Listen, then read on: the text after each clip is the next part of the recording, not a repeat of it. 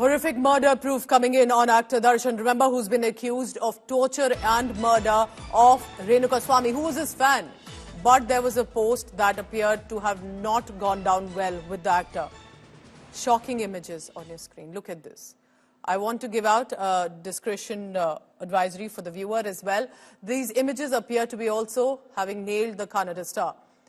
In many ways, this is being considered as evidence to the brutality, to the beatings that appear to have happened.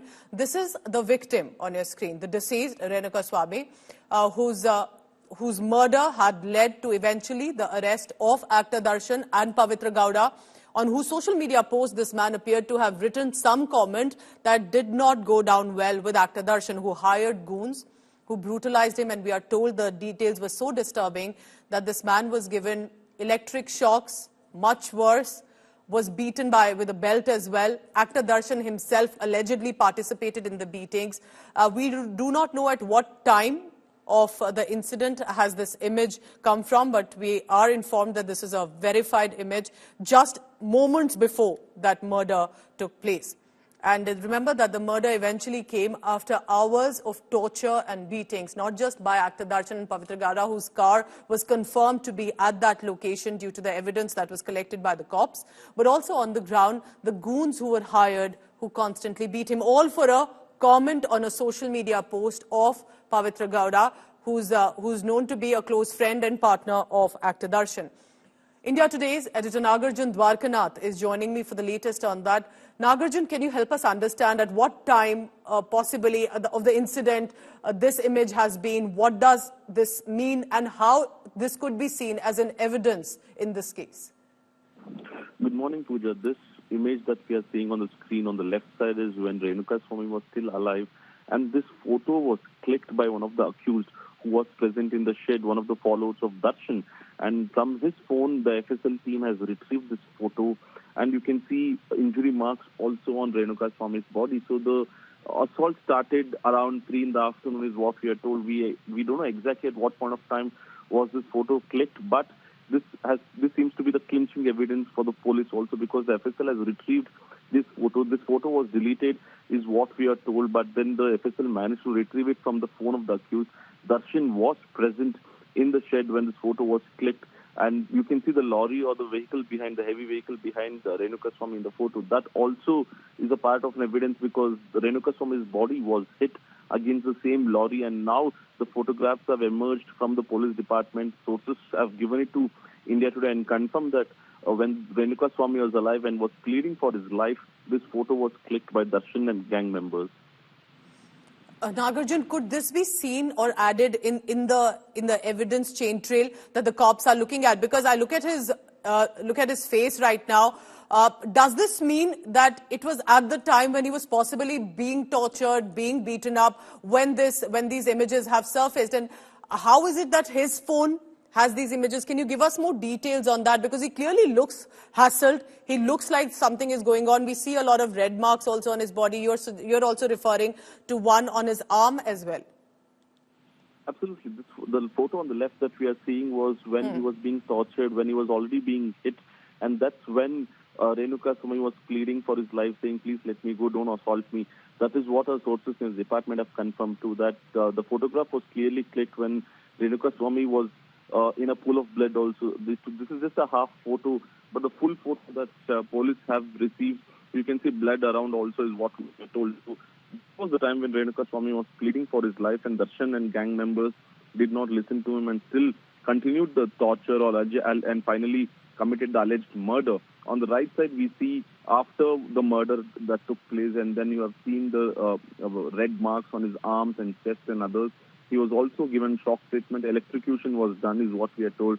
Even that instrument that was used to give electrocution has been seized and sent to FSL, is what we are told. But these two photographs that we have tried to get from the sources finally seems to be the clinching evidence according to the police department, because these photographs have come from the accused itself, from the gang members, because they had it on their phone, which also proves Darshan and gang members were present in the shed during the crime.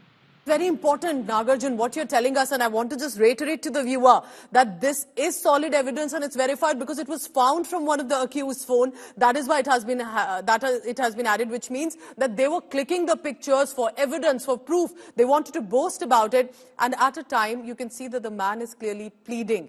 He was brutally beaten up, tortured. We were told, and Nagarjun, if you can add here, that there were electric shocks given to him. He was taken to an isolated location. All of this because this man commented on a social media post. It may have been an objectionable post, offensive to some, but could it lead to torture and murder of this kind? Nagarjun? Well, that's the big question that people are asking. Many of Darshan's fan followers are on social media asking that Renukaswamy was sending objectionable comments and photographs to Pavitra Gowda. But many people on the other side of the spectrum also are saying then Darshan should have walked into a police station and complained. Pavitra Gowda should have walked into a police station and complained, not kidnap someone, bring them from Chitradurga to Bengaluru, put them in a shed, torture them, beat them against the lorry, electrocute them, give them electric shocks, and then finally throw their body or the mortal remains into a drain. Is this what Renukaswamy deserves? That's also the question being posed. But morality aside, a crime has taken place, Pooja, and now the police have taken up the investigation, and all due credit to the Bangalore police. They have done a watertight investigation, is what we are told. They have.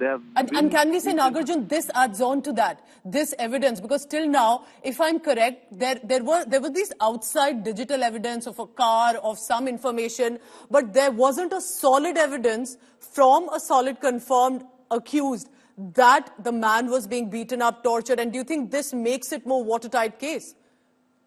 Absolutely. Around 231 evidences have been filed in the charge sheet, including this photograph that has been retrieved. There are few certain evidences that makes it open and shut case, is what the police say. One is the photograph, because it was retrieved from the accused phone, and second, blood stains were still found on Darshan's clothes and Pavitra Gowda's footwear. The FSL reports have confirmed that Renukaswamy's blood stains were found on Darshan's clothes on the day of the murder, and the clothes were also washed and kept in Darshan's house. But there are certain procedures the FSL took out where it has shown positive that the blood stains were present. So many of such evidences have become a clear-cut case for the police department, saying that in this case they are very sure of conviction because the evidences are clear-cut. Now, because as we continue to be on this big story, do you think it also adds on to a lot of questions, whether it's social media, whether it's misuse of power and connections that an actor like Darshan had, could have immediately approached the cops? He was well connected, and yet he decided, as are allegations against him, of indulging in a crime himself. Because isn't it correct that it wasn't just a random accusation on him? He and Pavitra Gowda appeared to be involved in the brutality and torture as well. So, in fact, when the crime was committed, many of the gang members, including Darshan, were intoxicated. They were in a pub consuming alcohol, and then from there they moved to the shed and assaulted. But what happens next is when they were sober also, they decided to throw away the body. Then Darshan moved to Mysore, and few of them tried to surrender, saying that we were the ones who killed this person called Renukaswamy. Then further investigation took up. Only then Darshan's name came out. So it was all clear-cut intentional things that was done, is what police are saying. It is not like one of it cases that impulsive nature that the crime was committed, murder happened without our knowledge. So that can't be the difference, is what the police are saying, because it seems to be an organized crime. They decided where to throw the body. They decided where to kidnap from Chitradurga. They had previously decided which shed to be Renukaswamy to be bought in, what instruments to be used. All this seemed to be an organized crime. There can't be defense that it was an impulsive decision. In the heat of the moment, we tried to hit him and he died. That can't be the defense. Correct. And all these evidences have been collected by the police to even match up the whole conspiracy that says that this is an organized crime and it was not an impulsive murder. Very important, and thank you, Nagarjun, as you bring us this never-before-seen image. Remember, India Today has put out what is confirmed, verified. It's come from the accused's mobile phones because they wanted to click evidence. They wanted to boast. Eventually, it made to the cops as well and would add on to a chain trail. But a bigger question. While this happened, and after Darshan was arrested, he was instead enjoying a picnic. There was no remorse. of how he misused his admiration, power, respect, authority he had in society that led to such a brutal murder of a man.